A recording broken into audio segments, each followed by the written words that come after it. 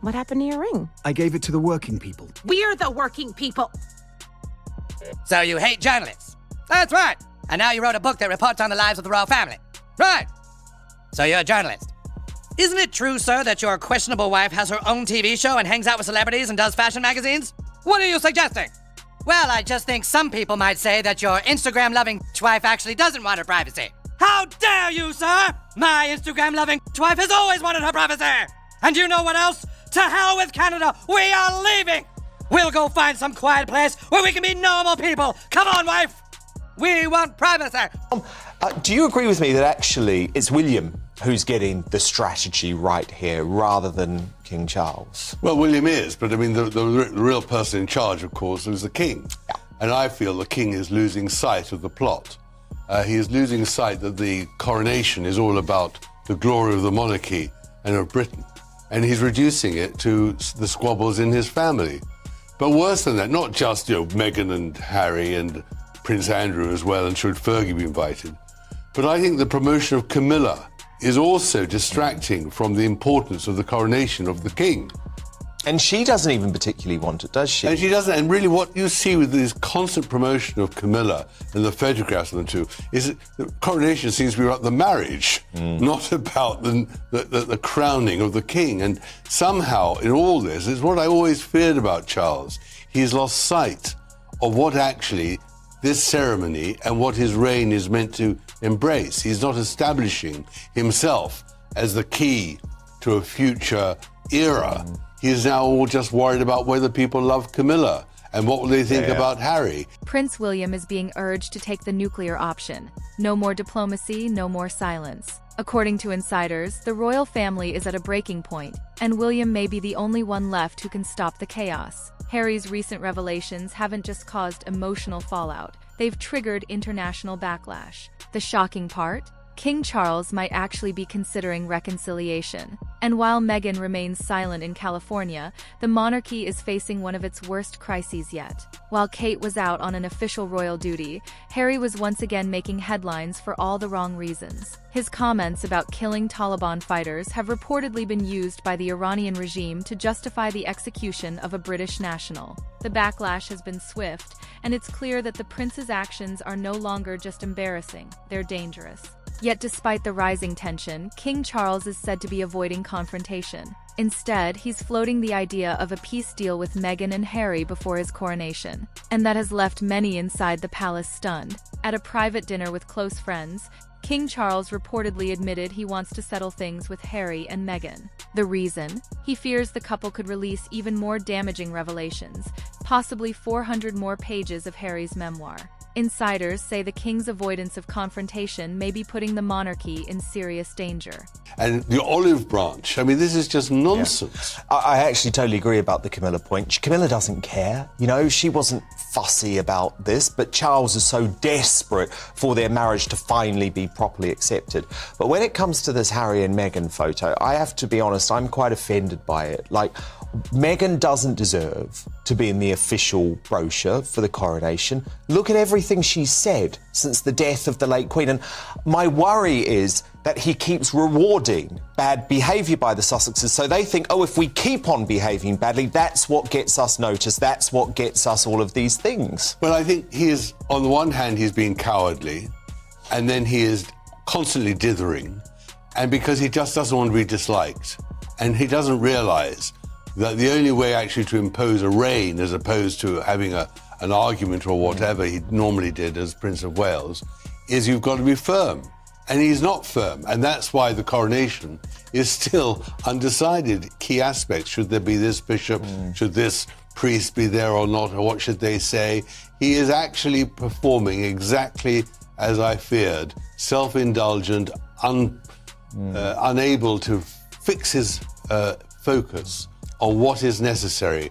And at the same time, we've also heard, he's opening the doors to reparations. And all the rest of it. And he should, of course, have banned Harry completely from the coronation.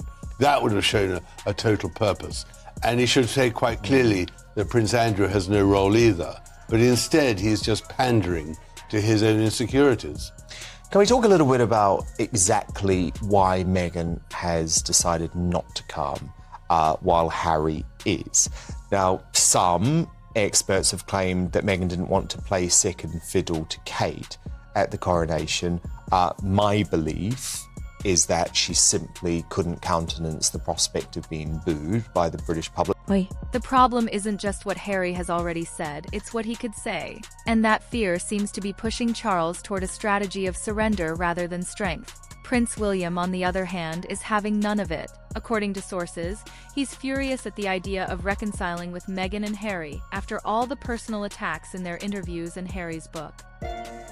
Oh, darling, I think this might be the place. You really think so? It's so quiet and empty here. If we moved here, then people would think we're really serious about wanting to be normal. It does seem perfect, doesn't it? We can have a fresh start here. Lead a normal life and have babies. Can we? Can we really move here and finally have our own privacy? My love, I will do anything for your privacy. Sorry, Meghan. It's just not working out. All you talked about all season was your line of ketchup. Guess we could bring you back as a friend. A friend? No, not that desperate. They only offered me friend of the housewives for next season. You're new, right? I was born here, sir. My mother was a chambermaid.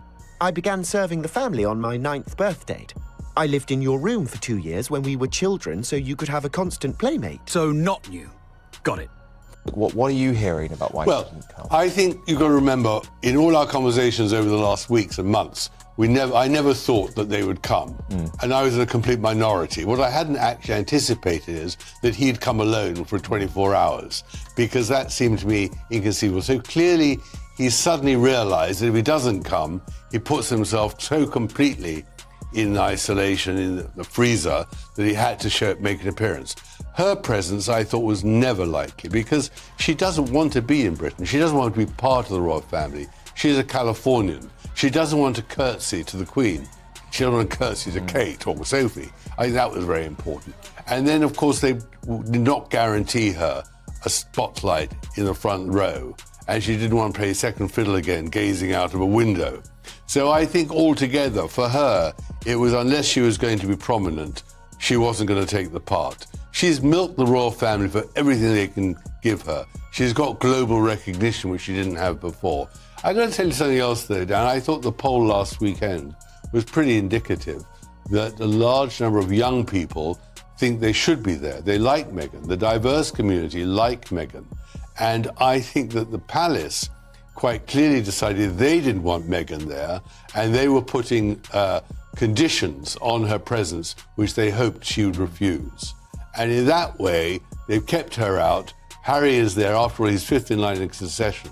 So to some extent, he should be there, and he doesn't want to be totally excluded. But they'll freeze him out, hopefully. But Meghan is such a poisonous, vile person for Britain.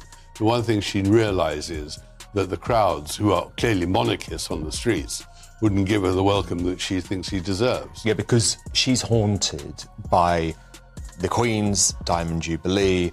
She was shunned by the family at that event at St Paul's Cathedral. They didn't want anything to do with her.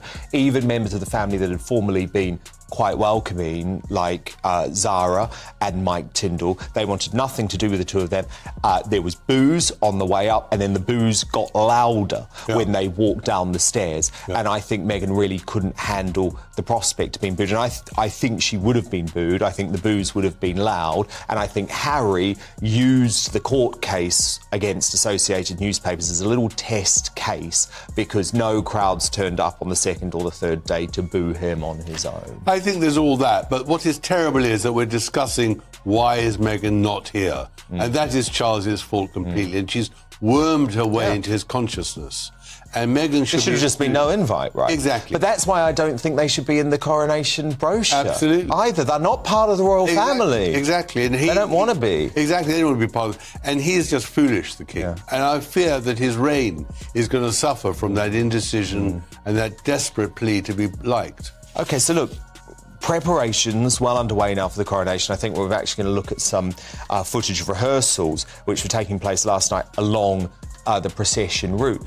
But Tom, this is quite remarkable. Only 3 weeks to go. There doesn't seem to be the same sense of excitement building that there was ahead of the Platinum Jubilee last year. No, I think that's a great tragedy. I think that's the portent of something which is going to be rather unfortunate, because people are not excited, because they don't want to know about his marriage to Camilla. They don't want to know about Meghan. They want to know the glory of the monarchy. From the Oprah sit-down to the latest memoir bombshells, the Prince and Princess of Wales have taken blow after blow.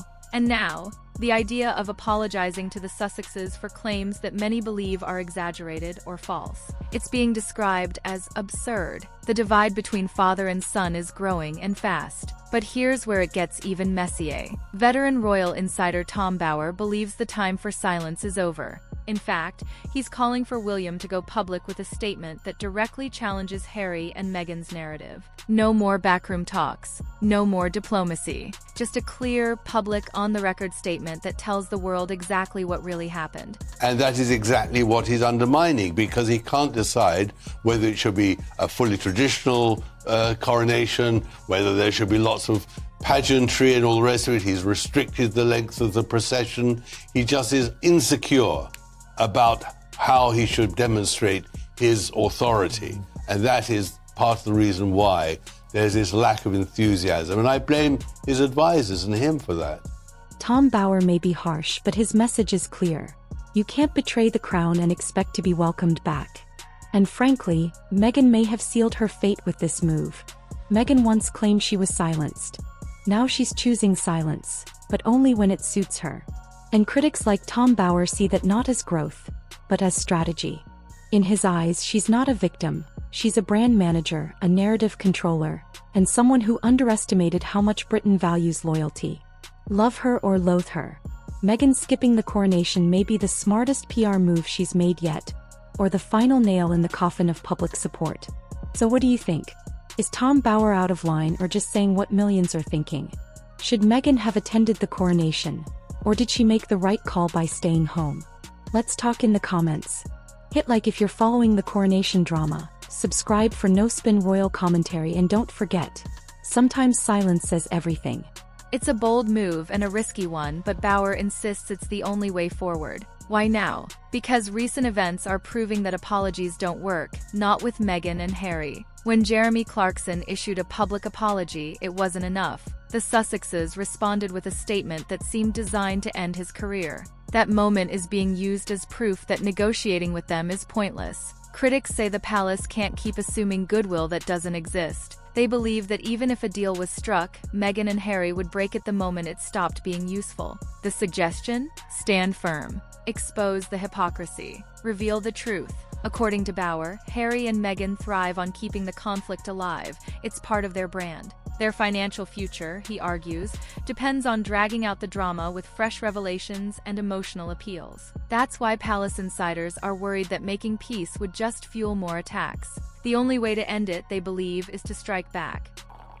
Sir, your millions from Netflix for no one knows what. Put it with the rest of them. Babe, time to do our daily $250,000 sponsored Instagram post for Del Taco. I shouldn't have left the made-up nonsense. You look amazing today, Grandpa. This is a sexy family. You know, for British people. We want privacy! We want privacy! We want privacy! We want privacy! All right, thanks for having us on the show. It's so awesome to be here. It's great. So let me start with you, Sam. You've lived a life with the royal family, you've had everything handed to you, but you say your life has been hard, and now you've written all about it in your new book, Win. Yes, that's right, friend. You see, my wife and I are totally like, you should write a book because your family's like stupid, and then so are like journalists. Publicly, forcefully, and with undeniable facts. So what would this explosive statement include? It would dismantle their entire public image, refuting claims from the Oprah interview, calling out lies from the book, and revealing the full extent of how Meghan was treated by the royal family. It could even mean releasing the long-buried report into the bullying allegations made by her staff. For years, the royals have stayed silent. But this would be the moment they choose truth over tradition. Still, it wouldn't just be about fact-checking. It would be about reclaiming the monarchy's voice. Up until now, Meghan and Harry have controlled the story. Every interview, every Netflix episode, every book chapter, they've told their side without resistance. But if William speaks, that changes everything. It would mark the first time the royal family has broken its sacred rule. Never complain, never explain. And it would send a message that the monarchy won't be used as a punching bag. But here's the twist, not everyone agrees. Some believe that if William makes a statement, he'll be seen as stooping to Meghan and Harry's level. That he'll look petty. That it'll drag the monarchy into a celebrity-style feud. Others argue the exact opposite, that dignity has its limits, and silence is no longer noble, it's damaging. Doing nothing hasn't worked. And now the royal family is running out of options. So here we are. William, the heir to the throne, is being urged to take a stand not just for himself, but for the entire institution. The world is watching. The palace is cornered. And if the prince finally breaks his silence, it won't just be a statement. It could be a turning point in royal history. Whether it restores the monarchy's reputation or deepens the divide forever, one thing is clear. The time for silence is over. But stepping into the spotlight like this doesn't come without risks. William's statement, if it happens, would need to walk a very fine line. It has to be honest without being bitter, firm without sounding vengeful. The monarchy doesn't operate like a talk show or a podcast. It's built on centuries of tradition, restraint, and symbolism. And for William, who has spent years carefully crafting a steady, composed image, this kind of direct confrontation would be uncharted territory. He knows that once he speaks, there's no going back. Still, the calls for action are growing louder. Even among former palace staff and royal commentators, there's a sense that allowing Meghan and Harry to keep pushing their version of events without any challenge has gone on long enough. Every time the palace stays silent, the Sussexes grow more powerful in the public eye. Every unanswered accusation feels like an admission, and in the court of public opinion, perception can become reality fast. That's what has many royal supporters worried, the idea that silence is being mistaken for guilt. There's also the question of legacy. William isn't just a prince, he's a future king. The choices he makes now will shape how he's seen when that time comes. If he's too passive, some fear he'll look weak or unwilling to defend the institution he was born to lead. But if he's too aggressive, he risks damaging the dignity that has defined his public image. It's a political tightrope, and the stakes couldn't be higher. This isn't just about Meghan and Harry anymore. It's about the survival of the monarchy's authority in the modern age. Some insiders believe there's already a plan in motion. Quiet discussions have reportedly taken place about how such a statement could be framed, perhaps as a response to ongoing misinformation, or even tied to the upcoming anniversary of the Queen's passing. Timing will be everything. If William chooses the wrong moment, it could look reactive or defensive. But the right timing, the right message, and the right tone could change everything. What would make this statement truly powerful isn't just what it says, it's who it comes from. William holds immense credibility. He's seen as loyal, respectful, and thoughtful. He's rarely involved in controversy, and when he speaks, people listen. That's why some believe a carefully crafted, sincere message from him could cut through the noise in a way no other statement could. It wouldn't be about revenge. It would be about clarity. But clarity won't come easy. For years, the royal family's silence has left space for rumors to grow and distortions to spread. If William breaks that silence now, he'll need to be prepared to confront every chapter. Spare, the Oprah interview, the Netflix docuseries, and more. That's a lot of ground to cover, and each claim will need to be addressed with evidence, not just emotion. The goal wouldn't be to destroy Meghan and Harry. It would be to correct the record, restore some balance, and protect the reputation of the monarchy for future generations. Even then, there's no guarantee it would work. Meghan and Harry have built an entire media presence on their version of events. They're unlikely to stay quiet if challenged. In fact, they may see a statement from William as an opportunity to strike back even harder. That's why some advisors remain hesitant.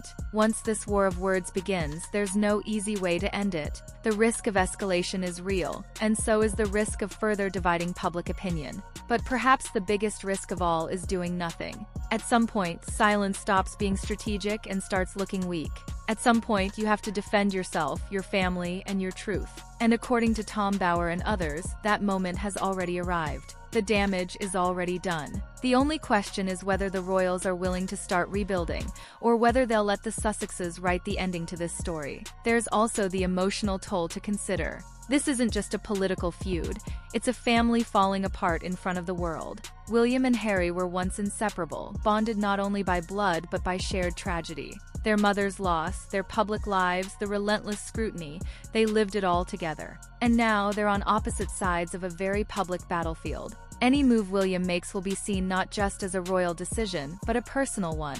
The pain behind this story is real. And it's not just theirs, it's shared by the entire country that watched them grow up. For many, William represents the best hope for the monarchy's future. He's modern but grounded, compassionate but composed. If anyone can navigate this crisis without completely tearing the institution apart, it's him. That's why so much pressure is falling on his shoulders. People aren't just asking him to speak, they're asking him to save something they still believe in. And then there's Meghan. For all the criticism and controversy, there are still many who see her as a victim. Someone who faced isolation, racism, and institutional coldness. If William speaks, his words will be dissected by those who already see the monarchy as outdated and oppressive. That's why the framing of any statement will be critical. It must acknowledge pain without conceding to falsehoods, show strength without cruelty. In the age of social media and viral headlines, a single phrase can define the entire message. Ultimately, this is a test not just of William's leadership, but of the monarchy's ability to evolve. For centuries, the crown has relied on mystery and distance to maintain its power. But in a world of endless content and constant commentary, that strategy is no longer enough. Today, leaders are expected to speak, to explain, to connect. William's silence, once a strength, is now being tested like never before. No matter what he decides, the impact will be historic. If he speaks, it could mark the beginning of a new era, one where the monarchy is no longer afraid to defend itself. If he stays silent, the status quo continues, but the damage may deepen. Either way, the choice is his, and the world will be watching.